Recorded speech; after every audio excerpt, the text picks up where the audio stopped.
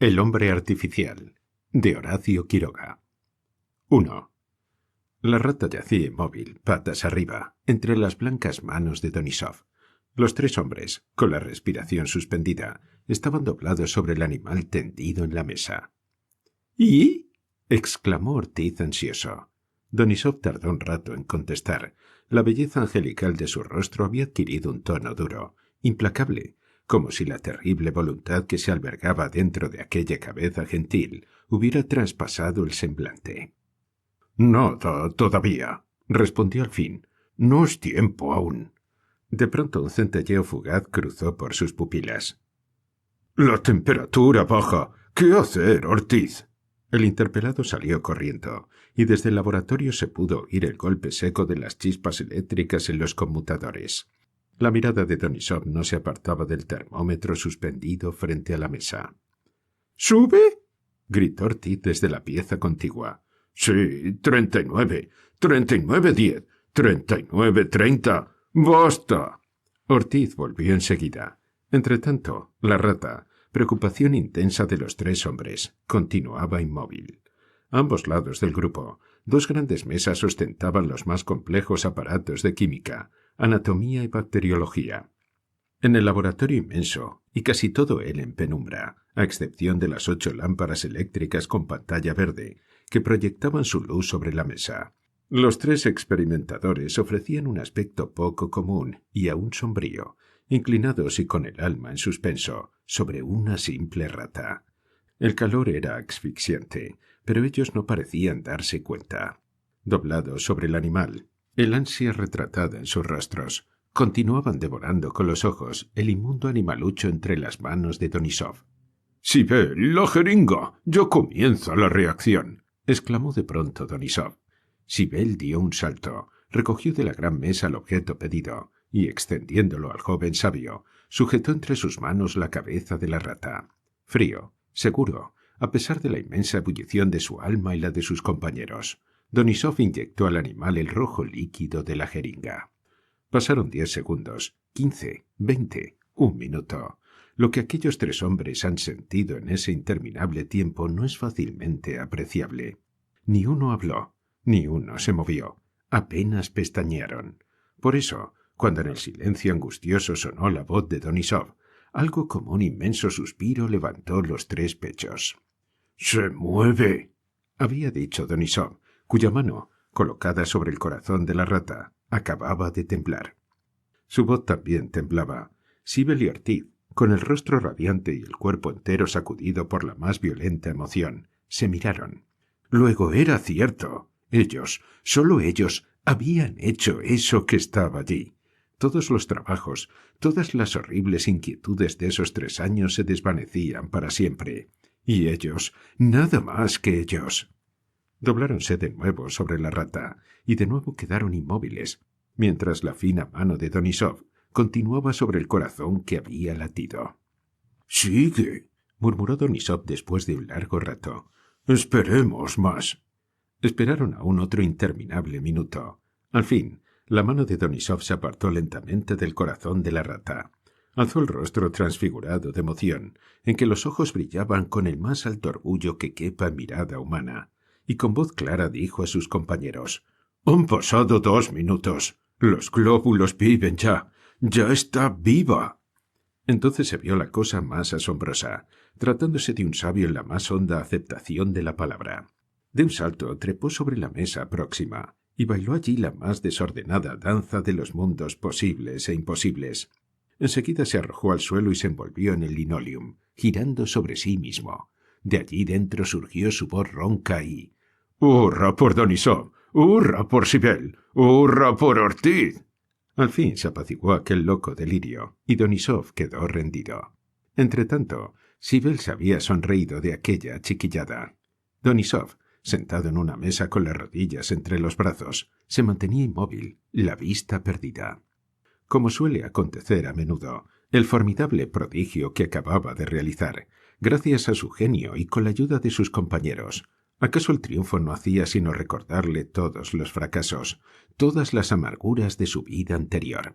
Además, sus nervios, capaces de soportar una altísima tensión, estaban también expuestos a caer en una extenuación equivalente, y eso era, sin duda, lo que le pasaba. «Bueno, Donisov», dijo Sibel, poniéndole cariñosamente la mano en el hombro. «Estoy rendido. Tengo una sed horrible. Vamos a descansar un rato. ¿Sabes qué hora es? Las 4, y no nos hemos sentado desde las 6 de la mañana. Y ese personaje», añadió volviéndose de reojo a la rata tendida de lomo, «comienza con un buen sueño su iniciación a la vida. Pero no tengo hambre, sí sed». «Yo tomaría té», apoyó Ortiz, «pero con la condición de que lo haga Donisov». «¿Donisov?» «Vamos», repuso simplemente éste, y los tres sujetos que habían asociado su profunda capacidad científica, los tres magos a quienes 300 años antes la Inquisición hubiera quemado sin perder un segundo, se dejaron caer quebrantados en los divanes del comedor. 2. Estos tres individuos que acababan de hacer un ser vivo se llamaban Nicolás Ivanovich Donisov, Luigi Marco Sibel y Ricardo Ortiz. Donisov era ruso y último descendiente de una de las más nobles familias del imperio.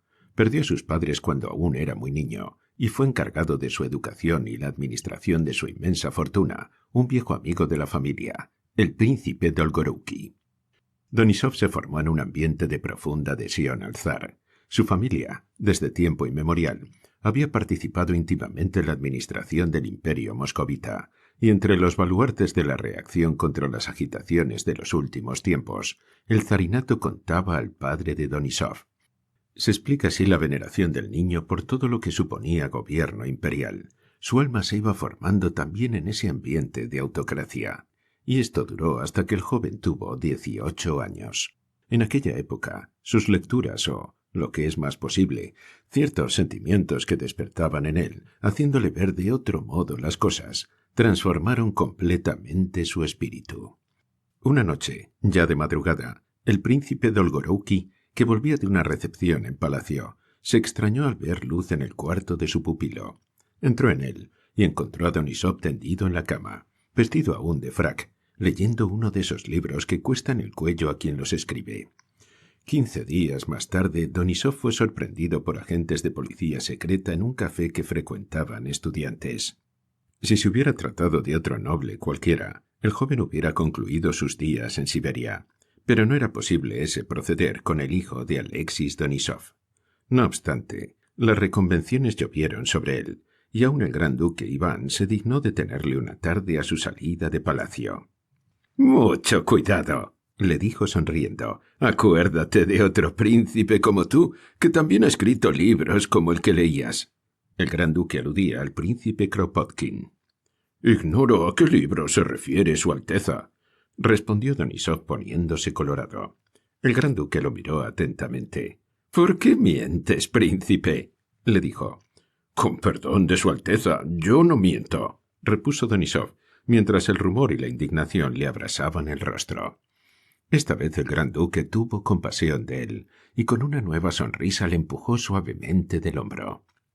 «Bien, Nicolás Ivanovich, si no leíste esos libros, no los leas ni vayas a cafés de estudiantes, aunque no hayas ido nunca. Sigue en paz». Durante días enteros, Donisov bebió hasta las heces el remordimiento de su mentira. Sentíase envilecido, y en especial porque había mentido por miedo. «He tenido miedo de decírselo. Soy un cobarde», se decía, «un miserable cobarde. Y esto, que a cualquiera de ellos hubiera costado tanto como ponerse la mano en el bolsillo, ha sido demasiado para mí. He tenido miedo de decir que había leído aquel libro».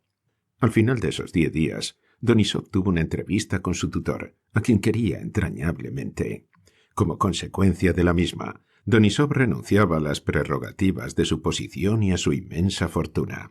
Y si un curioso se hubiera asomado, 6 meses más tarde, a una helada buhardilla del más sórdido barrio de San Petersburgo, hubiera visto a un joven, tiritando de hambre y escasez de ropa, de codos sobre sus libros de medicina. Para vivir, había comenzado por cargar baúles en la estación. Meses después, limpiaba tubos en un instituto de bacteriología.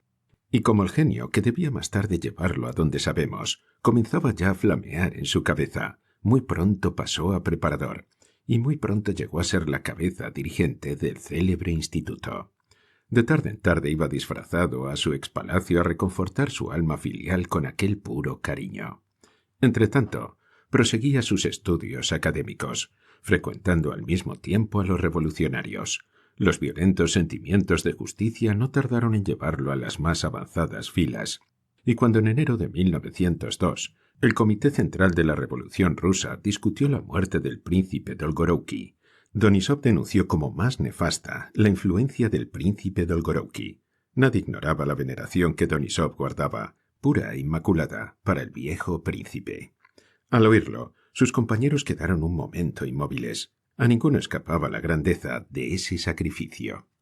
«Creo», dijo alguno después de un momento, «que la influencia de Galitzine es mayor». «Creo que no», repuso Donisov. «Estoy bien informado», arguyó el primero. «Y yo estoy seguro». El otro lo miró largamente. «¿Pero tú lo quieres mucho?» «Inmensamente», repuso Donisov, mortalmente pálido.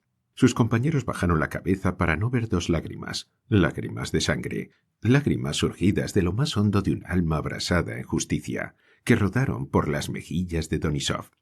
Todos recuerdan los 5 tiros asestados en pleno pecho al príncipe Dolgorouki, el 11 de enero de 1903, a la salida del Supremo Tribunal. Donisov pasó en su cuarto todo el día del atentado, sin querer ver a nadie. Fue inmediatamente arrestado y no quiso responder una palabra, decidido a hundirse para toda su vida en Siberia. Pero sus compañeros lo obligaron a evadirse, basándose para ello en las mismas razones por las cuales él mismo había hecho el sacrificio de su más grande afecto en este mundo. Donisov vivió un año en Viena entregado con toda su alma a sus experimentos científicos. De Viena pasó a París, permaneciendo en esa capital 3 años. Seguramente su alma no estaba suficientemente templada para el sacrificio que le había impuesto. Si hubiera tenido más edad, ¿acaso una nueva explosión de amor a los que sufren hubiera pagado el dolor de aquella herida? Pero a los 23 años falta en las fibras del corazón espesor suficiente para resistir vibraciones de esa especie. Y de ese modo, Donisov quedó herido para siempre. Recobró, sí, su voluntad, su indomable energía, pero no para ser aplicada a aquello, allá en Rusia. Luego, su genio, maduro ya, absorbía, o por lo menos dirigía, sus demás facultades. Estudió aún un año en Londres, y a fines de 1905 llegaba a Buenos Aires. 3. Stefano Marco Sibel era italiano, de una familia pobrísima.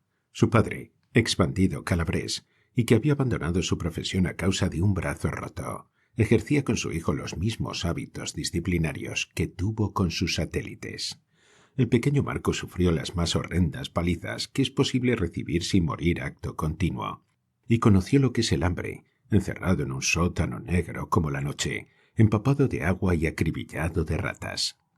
Todo esto porque era escaso lo que el pequeño obtenía pidiendo limosna en pleno invierno y con solo una camisa para excitar más la compasión. Más tarde, cuando alcanzó la edad suficiente para despertar una lástima lucrativa, su padre le hizo instruir por un viejo bandido como él en la ciencia del Cicerone. El pequeño Marco aprendió en 2 o 3 horas cuanto sobre ruinas e historias romanas sabía el salteador, y muchísimo más por su propia cuenta. Pero lo que el minúsculo Cicerone no aprendió también fue ejercer su profesión. No pedía jamás un centavo de retribución, y se creía el más feliz de los mortales si algún viajero le regalaba una lira. En estas ocasiones, como en todas, su padre se apoderaba del dinero, pero, cuando la ganancia era nula, el viejo bandido entraba en sombrío furor y los golpes a puño cerrado llovían sobre la boca de la criatura. Como su hijo jamás se quejaba, el padre creyó que no sentía los golpes y, en consecuencia, tomó el partido eficaz de mandarle buscar un alambre y, colgándolo del techo, cruzábale el cuerpo con aquel horrible látigo. «¿Cuánto?», preguntaba el viejo. «1 lira». «Dame», extendía la mano. Al día siguiente, «¿Cuánto?». «Nada». «Está bien, anda a buscar el alambre». Siempre era un alambre nuevo que la criatura debía ir a coger en el arroyo. Volvía al rato con el instrumento de tortura y comenzaba a quitarse la ropa sin un suspiro ni una mirada a su padre. Pasó así el tiempo, y Marco llegó a tener 12 años. Una tarde recomenzó el diálogo de siempre. —¿Cuánto? —Nada. —Está bien. Anda a buscar el alambre. —No —repuso el niño. Su padre se volvió súbitamente, como si le hubieran dado una bofetada. —¿Qué dijiste? —Nada, que no voy a buscar el alambre. Lentamente, el viejo se levantó. Su rostro se puso lívido, mientras un rayo lúgubre cruzaba por sus ojos de viejo salteador. Paso a paso, se aproximó a su hijo hasta casi tocarle el rostro. —¿Dices que no vas a buscar el alambre? —No —repuso Marco sin moverse, y tan pálido como su padre. El viejo lo contempló un rato sin mover un solo músculo. Ya no era un rayo lo que cruzaba por sus ojos, sino un relámpago siniestro que iba en aumento. —¡Anda a buscar el alambre! —rugió Cárdeno ahora de furor. —No —volvió a responder la criatura, y cerró los ojos. Cuando volvió a abrirlos, su padre, espantosamente lívido, había ido a descolgar su gorra. —Está bien —silbó—. Quédate. Iré yo. Y salió. Cuando volvió, la criatura estaba sentada a la mesa, la cabeza echada sobre los brazos. Su padre lo tocó ligeramente en el hombro. —¡Desnúdate! —No, padre —repuso Marco sin levantar la cabeza—. —Madonna, ligero, ligero. —Desnúdate —explotó al fin el viejo, haciendo saltar la mesa de un puñetazo. —No —contestó aún el niño, y con los brazos cruzados cerró los ojos como en el momento de morir, y pensó en su madre. —Mamá, mamá querida. Pasó un momento, otro más. No se sentía el menor ruido. Temblando, Marco levantó la cabeza y vio a su padre, aún de pie, que lo miraba fijamente. La mano del viejo bandido cayó con lentitud sobre el hombro del niño. —Está bien —le dijo con voz ronca, reseca por la profunda tempestad que bullía en aquel pecho.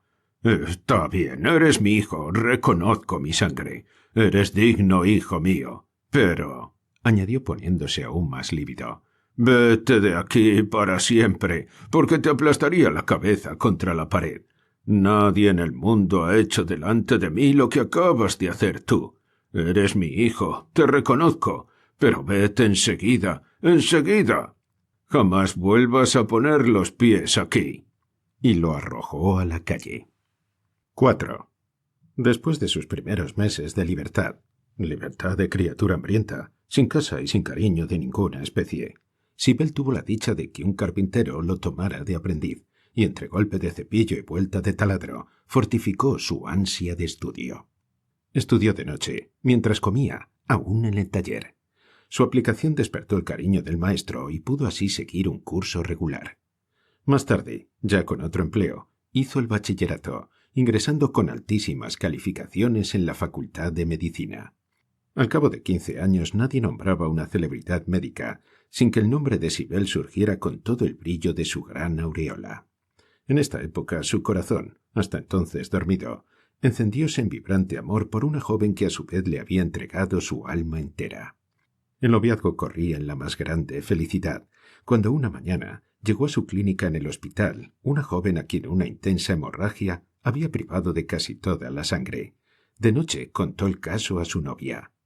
«Es una pobre muchacha que necesita sangre a oleadas. Si mañana no ha reaccionado, será menester operar una transfusión». Su novia, que le conocía bien, le hizo jurar entre un mar de lágrimas que no le entregaría a la muchacha una sola gota de su sangre. «No te querré más, te lo juro», sollozaba. «Te juro que si haces eso, no te querré más».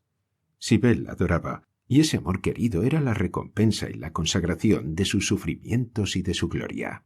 Pero a la mañana siguiente, Sibel entregaba a las venas de la agónica oleadas de su propia sangre.